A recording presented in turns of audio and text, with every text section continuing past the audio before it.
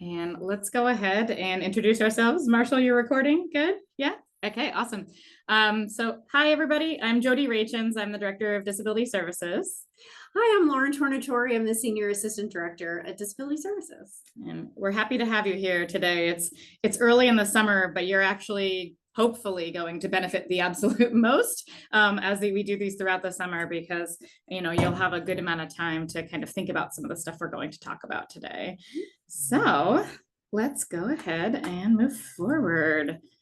So just a little bit of a roadmap of what we're up to today. So we are going to talk about disability services at UMass Lowell, and we're also going to talk about that transition from student, from parent who usually did a lot of the primary stuff to the student who's now kind of in that driver's seat, and sort of how we can help everybody understanding how they can support one another, and a little bit more about the why we're shifting in higher education to these things. And then we're going to talk through the process of how the student will go through the process of registering with us, and how they can prepare and how you can help them prepare for their intake meeting and general some success stuff.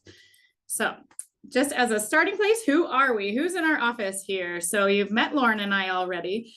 We also have Brandon Drake, who is not only our associate director, but he really helps us out with assistive technology. So if students need to learn a little bit more about technology or have particular needs, he is going to be a really great resource for them. And we will learn about them at our intake meetings and refer them to him as needed. Evelyn O'Connor is our specialist. She actually is the kind of the front face and does the vast majority of meeting new students for their intake meetings. So don't be surprised if your student sees her. Ida Phillips is the wizard behind the screen, we say. She is the one who would answer the questions and run our general disability email. So she's kind of the person who helps triage all the answers and questions out to us. I also want to point out, and we'll get to this a little bit later, but there are two young men here, Fahad and Caleb, and we actually will have a third coming on board this year, but they are our peer coaches, which is a program we started this past year, and gives an opportunity, especially for new students who are settling into the environment, to have an upperclassman peer who is also registered with our office, to understand sort of they can work on a variety of things, from organization and executive functioning things to just, how do I do this thing here at college, or who should I talk to about what, or I'm kind of nervous to talk to my professor about this, can I work it through with you first? So they're really lovely peer mentors that we have had such a great experience with, so we're excited to have them return and to add somebody in. Just a little bit, one page of data, just because we like to orient who's with us here, right? So of the undergraduate student body, about 10% is registered with us, which is actually a little bit higher than the national average at public institutions. And in total, which includes graduate students and students in our continuing professional studies program, we, at the end of the year last year, had a little over 1,200 students registered with us total. That is a pretty revolving door in terms of, we have intake meetings all throughout every semester. They have unlocked and started for the summer for any students who are new and want to get the ball rolling, as well as any students who are returning and wanted to make sure they're set up for success for the beginning of the school year. We do work with primarily undergraduate students, and they are very well represented among all 5 of our schools, which we maintain strong relationships with the faculty and staff at all of the schools across the university to help support our students.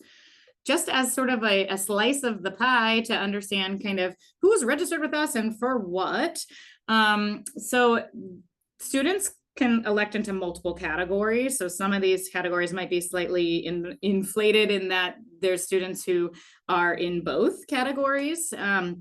But our highest number right now is students with ADHD and helping with academic accommodations for them, as well as students with chronic psychological conditions and in the academic accommodations in which they need. It is interesting. Lauren and I have been doing this for quite some time, and the learning slice of the pie was probably about 50%, 15 or so years ago. And it isn't that learning disabilities have gone away. It's just that students are more and more getting diagnosed with chronic psychological conditions and ADHD. And so that's kind of growing, as well as sort of the comorbidity of multiple diagnoses. So we talk a lot with our students, and when we educate the staff around campus, just that invisible disabilities are much more prevalent. And so we need to be educated. The instructors need to be educated, because you may not be able to look around a room and see who has a disability and has needs. And so that's kind of one of the big things that we like to talk about, is we may not see who has a disability of that 10% in any given room. Okay, so this is kind of a mission for our office, and sort of our orientation to how we practice the work with our students. We practice the work where we really center the student in our work and the conversation, as they are the one who has just transitioned to college.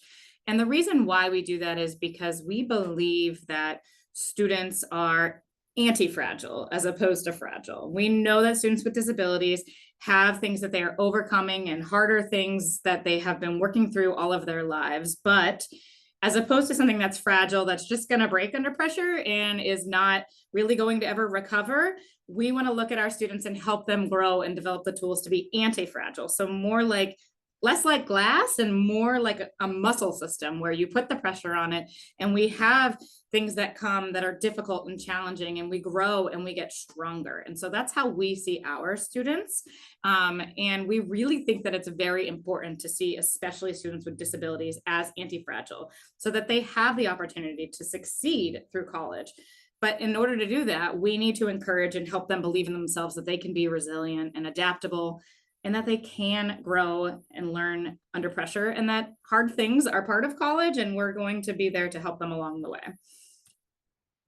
So what can we do to kind of start strengthening that anti-fragility muscle now, as we're at the beginning of the summer? Because we do want our students, this is sort of, we call this sometimes like a soft rollout to the real world. And this is a good opportunity to try out some of the stuff that, in the real world, the stakes are a little bit higher. So we want them to have some of the opportunity to practice the tools and gain the skills that will really prepare them for careers, life outside of college, and things that come with adulthood. So some of these skills include critical thinking and problem solving. So we're going to be there to kind of help them bounce ideas off of and so forth. But one of the questions we're going to ask a student first when they come to us with a problem is, well, what do you think are some options, and how you might, consider the next steps for this problem? Because we want them to start growing that idea intrinsically.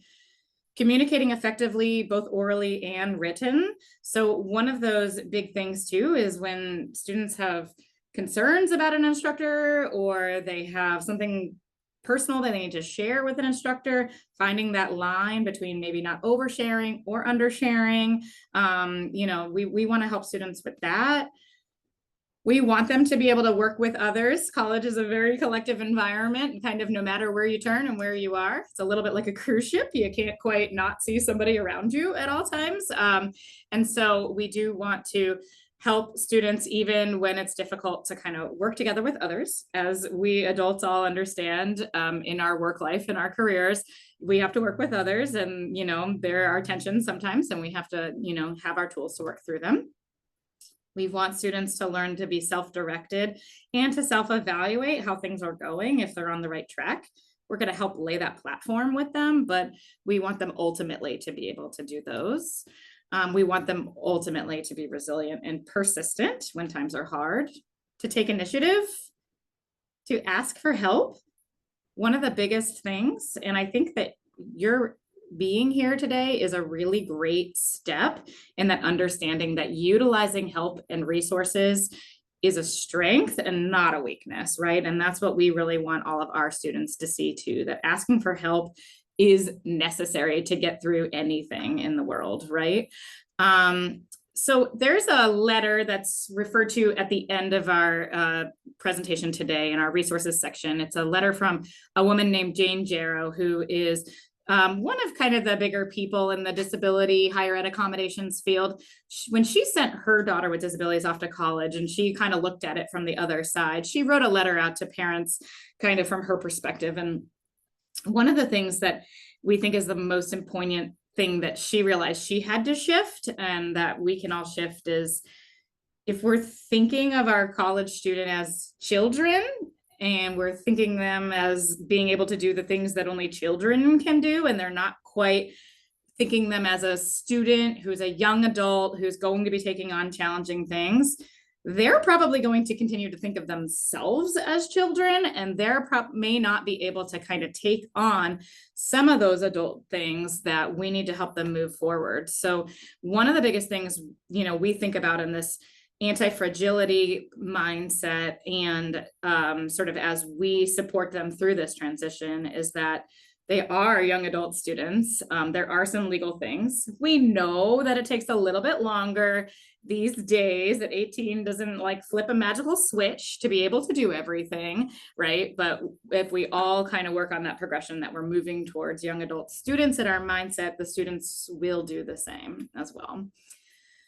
So some of what we want to talk about too is to help support you in adjusting this role. We know that for the most part, families, parents were the biggest supportive people, maybe even in the fight through K to 12 in terms of, getting the right supports, and that this role does change. And we want to address that. We understand that this can be scary for everybody, for students and for their families.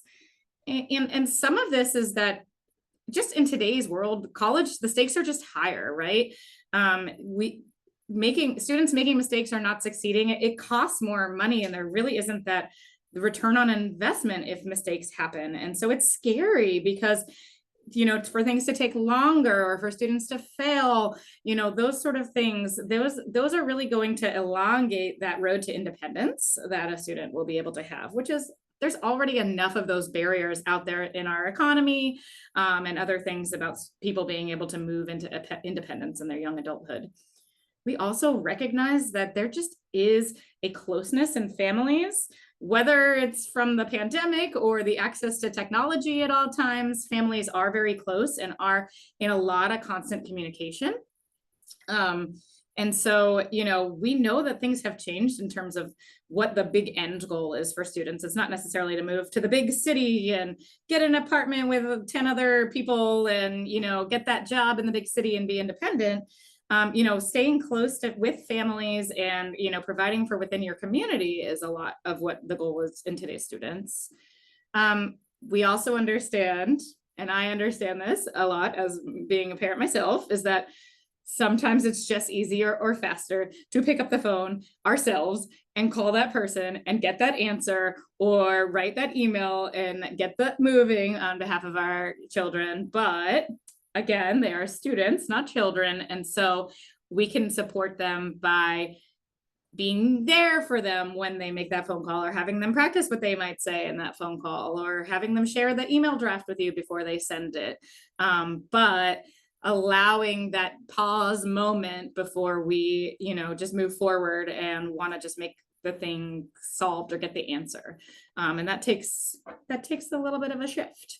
And so one of the things that we really like about thinking about finding the balance, especially if your students are transitioning to college and they call and they overwhelmed and they're homesick and they're lonely and they're distressed, is thinking about how do we, we've been their problem solvers. We've really been able to make a lot of those things go away. But if we can try to take a step back and sort of just listen, sometimes it's the vent that is the most important thing for your students. Sometimes it gets referred to sometimes as like taking out the emotional trash. So they just need to tell you all the horrible things about living on campus and their roommate and the food and all of those things. And, you're kind of thinking in your head about all the people you're going to call to or help them call and figure out how to solve it. But by the time they've vented it out, they're kind of over it sometimes and they're okay, or they may come up with their own solutions as they talk it out loud. So that's something that we recommend as sort of a first step is, can we just listen? And is there a way that we can assist with helping them make some steps? It's also okay to be worried about your student. They're in a new place, new situations, and we want them to get it right. We don't want more difficulties and challenges to come our way, but mistakes are going to happen and they are natural, and we won't be able to avoid them, but we will be able to help the students collect enough data that they can be anti-fragile, and that things that happen that don't go the way they expected, that we can use that as data to move forward and make different choices. Lauren and I were talking this morning about, so many of our students love video games. And an analogy that is interesting to talk to students about who might be giving up academically when they tried a few things and the grades didn't come the way they want to, is like, well, when you get a brand new video game, are you just playing it once and it didn't go well, and then you're like, well, forget that game? Or are you playing over and over and your character is dying, and then you go back again and your character dies again and you go back again? And so if we think about some of that persistence that happens in that sort of setting, they do have that innate ability to persist. And so we just need to kind of make those connections and those ties. So if you want a general rule of thumb that we think can be helpful, one advice, and we're going to share again at the resources section, there's a woman who has a website and she co-authored a book called Grown and Flown. And she advises that if you want to figure out, where your role is, remove it from being your kiddo and think to yourself, would I do this for somebody else's child? If they wanted me to look at their resume, yeah, I would probably do that for my neighbor's kid or something like that. If they wanted me to read over the paper or an email that they weren't sure if they were being, kind of too rude in that email or whatever, yeah, I would do those things. But would I get deeper into something if it was somebody else's kid, or would I, maybe take a different kind of role? So that's what she recommends as kind of a good rule of thumb when we're trying to navigate this transition. So that's just an idea that we're tossing out there. I'm going to turn it over to Lauren to take it from here. Thanks, Jody. I'm going to talk a little bit more about anti-fragility and our office in terms of really trying to center that adult student. As Jody's kind of set up for us, we know that entering college, the responsibilities do shift to that adult student, and that can, bring up a lot of feelings. It can be scary, it can be unexpected, and it can feel burdensome sometimes. But our meetings with our office are designed to be one-on-one with the adult student. They are the person with the lived experience. They are the expert in their own lives. So it is important that we hear directly from that student so that we can understand how to best support their educational experience. I don't expect any student to come in and be well-versed in writing an IEP. Those aren't things that they're doing at the college level either. We have accommodation plans and we work together with that student. But it is important that I get their lived experience so that I can understand not only what accommodations might be helpful for that student, but also helping to do a warm handoff to another office or resource on campus that they might find beneficial. So it is important that we're able to build that relationship. What we found in the past is that when other people are present in our meetings, students often hesitate to speak for themselves. They tend to cross their arms, kind of sit back and wait for someone else to speak for them. And that doesn't allow me to build a relationship. It can sometimes even devolve into being more transactional or adversarial in some cases, when really we're trying to get to know them just as much as they're trying to get to know us. Another thing is that many times students will share things with us that they may hesitate to share when they're with, another person in their support team. And I'll use the example that comes up a lot with students regarding studying. Definitely in the past when we had other people as a part of our meetings, students would sit there and tell me, oh, I studied for everything and I would spend all this time. That may be true, but I would say it's more often than not that students are coming in saying, I don't really know how to study, or, I just did the best I could. And so, that does give us more information with different different resources on campus, different people we can connect them to, or even in some cases, different apps that we can show them that can help them develop those skills and their style on their own. Certainly, again, we're here to help support those things, but we want to make sure that we're allowing those adult students to speak for themselves so that we can hear directly from them how we may be able to assist. So that is the reason, a lot of the reason why our meetings are on a one-to-one basis.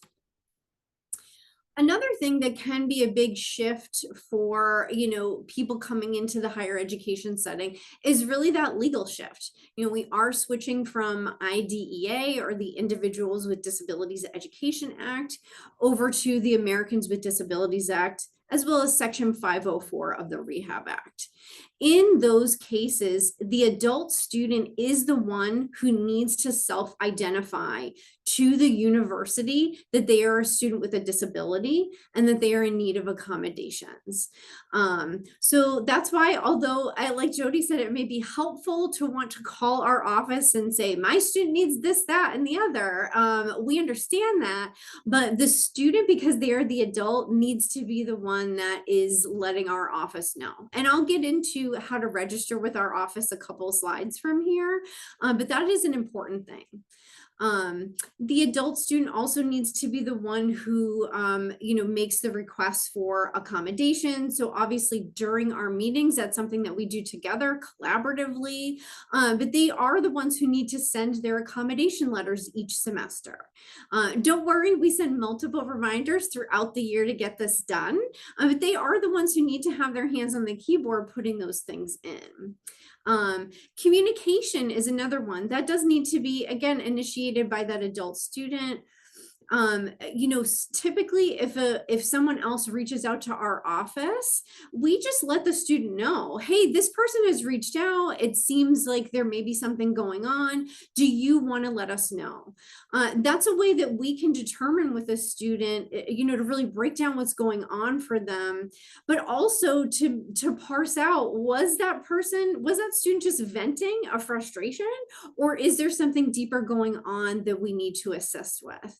So we do need to make sure that we're communicating and always including a student in that loop. There are times, rarely, that someone may call our office or email and say, well, I want to talk to you individually and not have my student involved. That's not something we can do at this level because they are an adult. And then finally, services provided at the higher education shift from what may have been modifications and accommodations to really looking at accommodations for access. If we go here, I can talk a little bit more what we mean by access versus accommodations. So if we look at just a basic definition of access, the spirit of access is really to be included. It's about us finding avenues to help that student opt in to all components of their academic experience, because at the college level, students are held to the same standards as their peers. So that does limit our use of modifications. Modifications would be things that would allow the student to opt out of things required of them. And again, that's not something we're really able to do as much at the higher education level.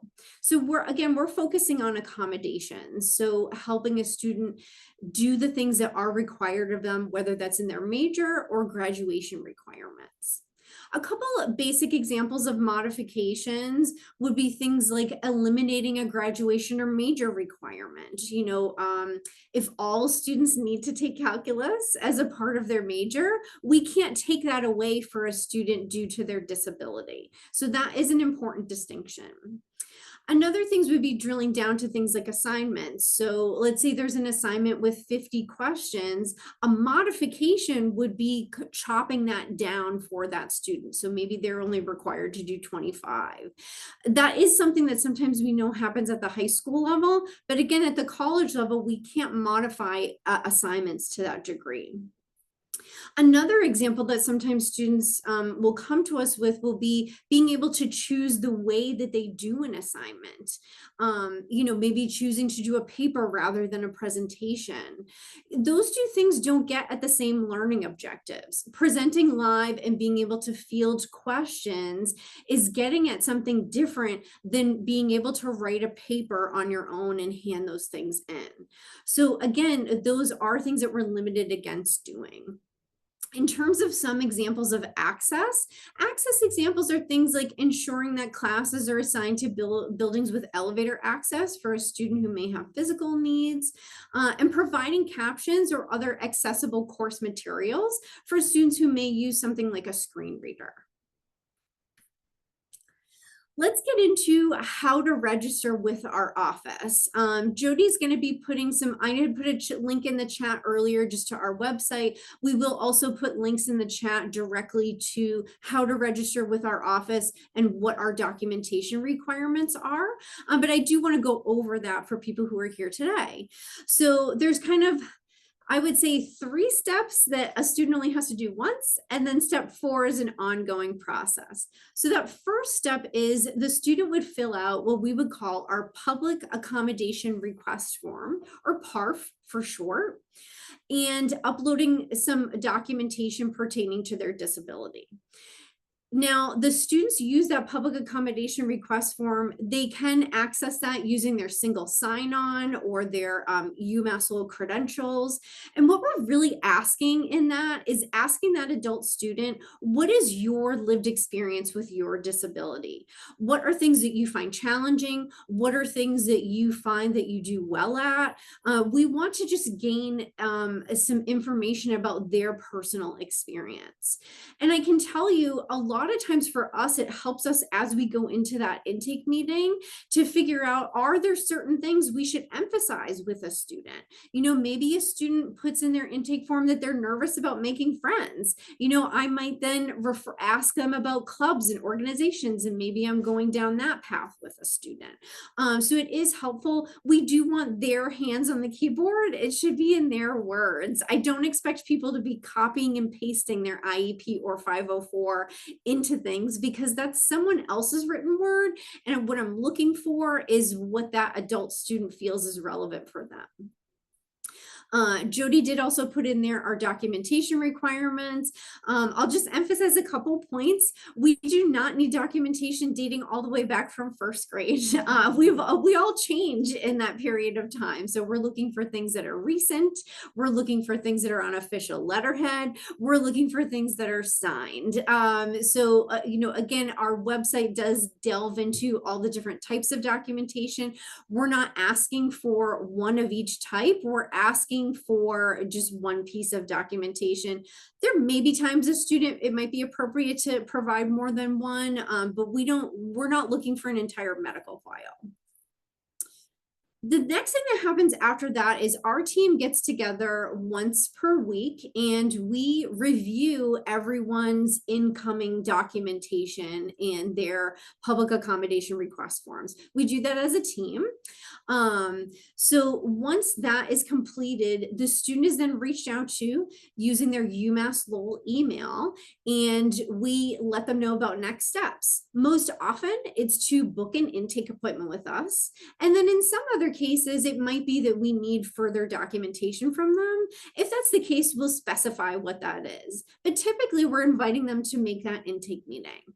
As Jody mentioned earlier, we are now seeing people, that are coming here in the fall. So our intake meetings are open. We offer those both in person and over Zoom. So really whatever works best for that student. But we really do strongly suggest that that happens over the summer before they come here, just because, looking at our schedules, we want to make sure in the fall semester, we're not just seeing new students, but also able to see some of our returning students that may need some support from us. So the summer is a great time to do that because we don't have as much of a wait list as we may have in the fall semester if we get overwhelmed with people. The meeting itself now. So at the intake meeting, the student is going to sit down with one of us and we'll work collaboratively on figuring out what accommodations are a good starting point. And I say a starting point because students are always allowed to do what's called a revisit meeting with our office to make changes as they needed. We know that, someone's disability may change over time, so there may be a need to revisit things, but this is really just our starting point. When we're in that meeting together, we go over what's called our resource guide. Our resource guide is a document that is sent to the student with their appointment reminder. And that really goes over all of the basic policies and procedures of our office. We use that as a guiding document, and we do encourage students to share that document with people in their support circle as they see appropriate. So they do have a full set of notes coming out of that meeting. And then finally, that last step there is an ongoing step. And that's really at the start of each semester, the student will log into our Accommodate software and they will choose which professors get a copy of their accommodation letters. Again, we do send multiple reminders prior to the semester beginning, as well as throughout the semester to do this. We don't expect any student to memorize this, but it is their choice who they send their accommodation letters to. And then they'll just connect with them, typically over office hours, to discuss what their accommodations may look like in that specific course. Some preparation for our meeting. So, this is where, we're in a family session right now. This is where we're giving you some guidance on ways that you can assist a student prepare for that intake meeting. One thing would be to review our website to understand our different processes and expectations. That was in the chat earlier. Helping a student understand and obtain their documentation. We do meet with students sometimes who have never been in their IEP meeting, maybe because they didn't choose to, and that's okay, but it is important that they at least understand what the documentation says. Also having the student maybe practice talking about their strengths, challenges, and any barriers they may want to address. This doesn't happen often. I'm going to show on the next slide some questions that we do ask during the intake meeting. And one of the questions has to do with what they feel their strengths are, what they're good at.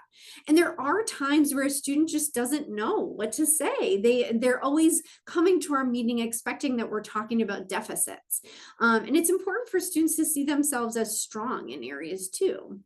Also assisting, being available to answer questions as a student completes the public accommodation request form. Again, please not typing it for them, but just being available if they have questions or maybe don't understand a question that we're asking. Making sure a student is checking their UMassHole email. If you leave with nothing else today, please understand that all official university communication goes to their UMassHole email, and they do need to check that. That is how they'll get updates on when we're inviting them to an intake meeting or we send any follow-up materials from their intake. It's all going to come to their UMassHole email. And then finally, helping them prepare any questions they may have for us for the intake meeting. I love it if a student comes with a sticky note or a note on their phone or a full Word document of the things that they want to discuss. All those things are fine. It helps us understand, what they might be looking for when we're meeting. So these are some great action steps to follow. I'll get into now the questions that we go over in the intake meeting. So these are questions that are sent in the body of an email for an appointment reminder. They are also included in our resource guide, and we're also sharing them here.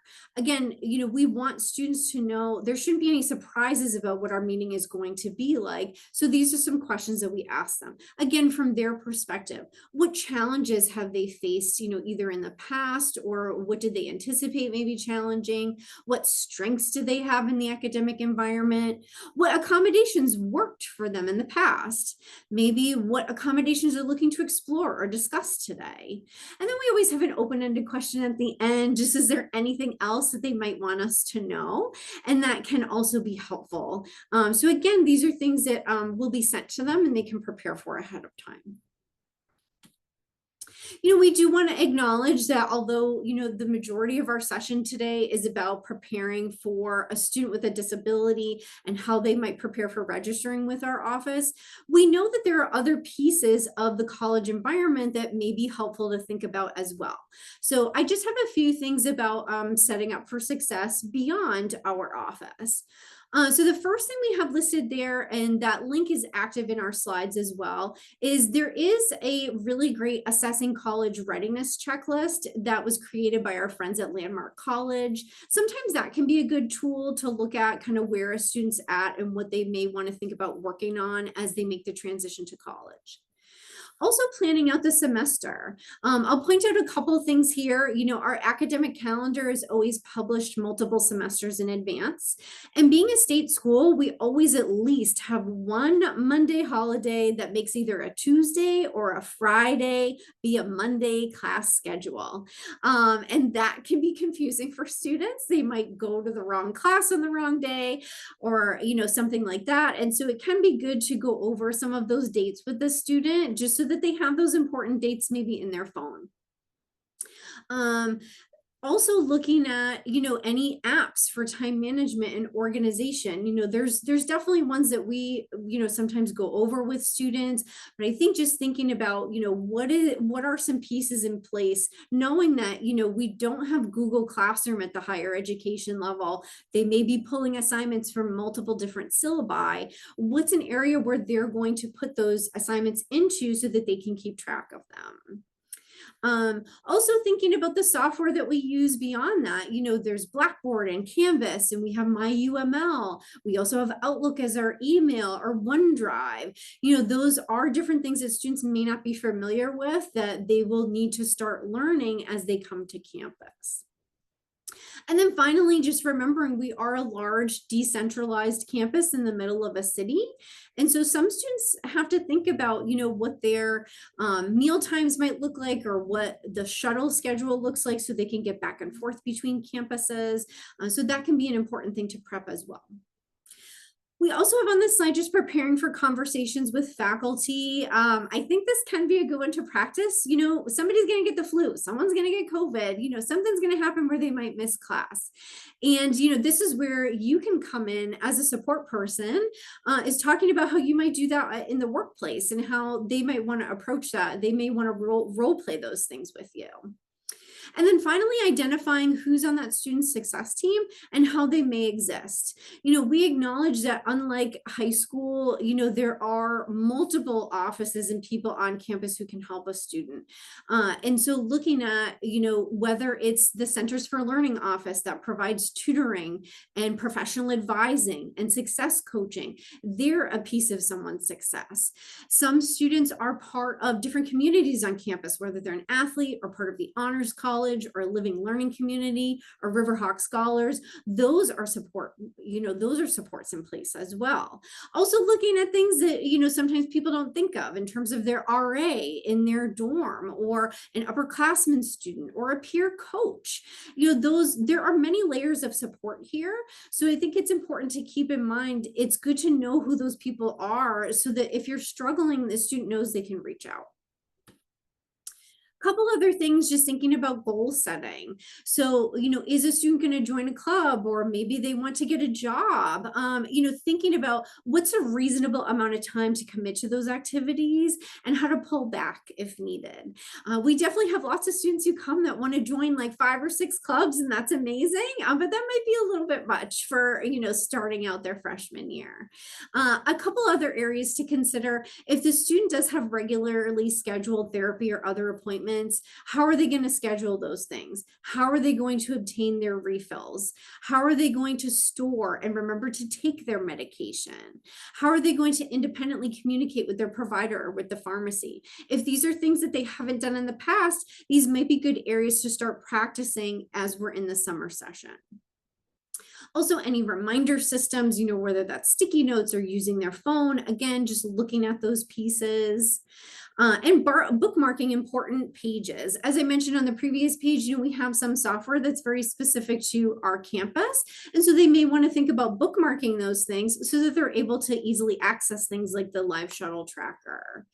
And then finally, again, that email, students are not used to checking their email. So, making sure that they understand how to plan. And that hyperlink is active in some really easy how-to videos in Outlook to help students understand how they can set their email up that might be a little less overwhelming for them.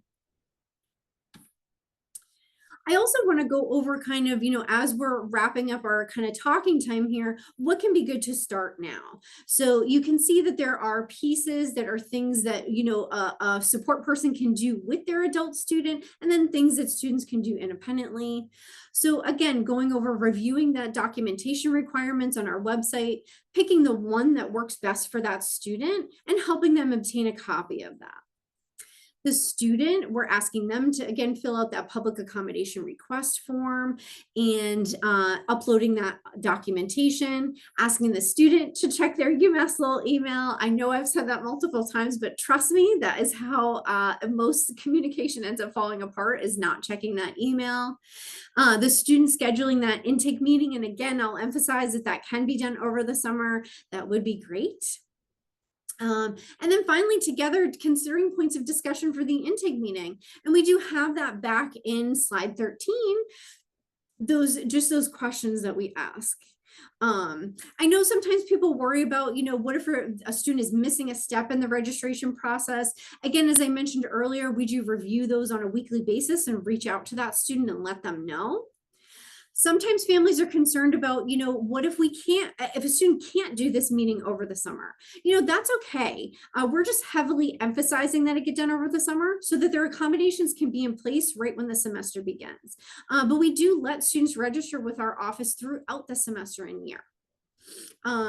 What if a student forgets to send their accommodation letters? Again, we do send multiple reminders to do that, and students can send those letters at any point in the semester as long as it's not during finals. There may be some times that a student is hesitating to register with our office for one reason or another. We certainly understand and respect that. One thing that sometimes we try to say to students is to remember, we're just a tool in your toolbox. We're a large university. It is, again, important to acknowledge that we have lots of professionals here to help. So, whether a student chooses to use their accommodations or not, it is really, again, ultimately their choice. But we do encourage students to register with us if they've had needs in the past and anticipate they may have them, just so that we already have the kind of quote unquote tough part over with. We've done the documentation, we've done that intake meeting, we have those things set up. So we do want to encourage people as they can to do those things just so that they're ready to roll as that fall semester comes into place. And I'm going to hand it back over to Jody to talk about a few other things beyond our office. Hi again. There's some great stuff going on in the chat, so we'll definitely address some of those. And so beyond the intake meeting, we do provide sort of a whole robust set of supports for the students. And, I hope that that's comforting to you. So as Lauren already said, they can meet with us anytime again to revisit their accommodations or have something that we call a disability related guidance meeting. And we kind of call that the anything meeting. So they've gotten off track, they're overwhelmed, they're not sure how to tell their instructor that they missed an assignment or don't understand something. Those are meetings that we can kind of unpack with them what's been going on. A version of those disability related guidance meetings would be meeting and developing a relationship with our peer coach, which they would have the opportunity to meet with their peer coach weekly and really to kind of talk through things. I know there was a question about the Blackboard, and I would agree with Lauren. That's just what I was going to say, is that the best people to kind of help navigate the Blackboard Canvas situation would be if they met with one of our upperclassmen peer coaches who've been using them. They know the nuances better than honestly than anybody. And orientation can be a very overwhelming time. There's a lot of new people around. There's a lot to get acclimated to. So they do go over a lot of things in orientation, but it's hard to know what sticks with students. Most of the time they're kind of looking at like, am I going to belong here? Okay. Rather than the details. So a couple of other things is that we do a lot to unpack stigma around the campus to help not only the students kind of look at their disability identity, but the whole campus community to understand disability as an identity. So we have a podcast. We provide students a monthly newsletter with not only things that are going around in our office, but the campus in general, as well as sort of in the world and sort of unpacking things that are happening with disability things in the world or on TV. We do a lot of partnering with other offices. We also, if you have a student who's really interested in sort of the social justice side of things, we do have a disability advisory committee that is about 50 people, meets monthly, and we're made up of faculty, staff, and students, and it's really cool. We'll have like a freshman student and a tenured faculty all kind of talking about the same kind of stuff and coming together to talk about campus needs. We also have an honor society for students to pat themselves on the back for being strong students and getting good grades. We do quite a few disability awareness events throughout the year. So we have quite a few things to offer here. And that is pretty much where we're planning on wrapping up. And I'm going to stop sharing so we can be together and kind of